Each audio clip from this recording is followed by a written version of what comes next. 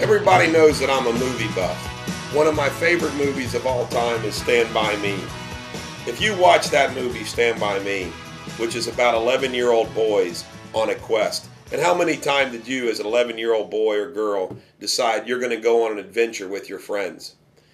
But my favorite part of the movie, I don't like the fact that one of the characters in the movie we learn dies later. But you know what? The very end of the movie, when the father of one of the boys is typing, he's the one writing the story, types up on the computer. And I don't know the exact words, but it's something to the effect that, you never had any friends like you had when you were 11. You think about that. You go back in time and you think about the friends you had when you were 10, 11 years old.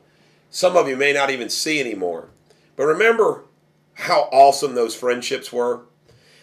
My best friend growing up, and I had lots of quote-unquote best friends. Danny Cook was in St. Cecilia, but my cousin Josh, who was my city cousin, I remember going over to his house, and I remember these moments when I think about walking from his house, through his lot, through the woods, down to United Dairy Farmers to get a milkshake and buy football and baseball cards. And along the way, you talked about things that 10 and 11-year-olds talked about. And there was this house, or not a house, but an apartment complex, where we always heard, and I found out later that it was true, Sparky Anderson lived, who recently died. And we used to always think, maybe we'll get to see Sparky Anderson. We never did. But when I think about those times, it really is true.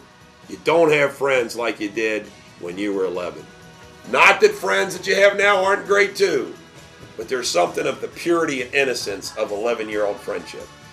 As I always say, every dog has its day. I hope tomorrow is yours.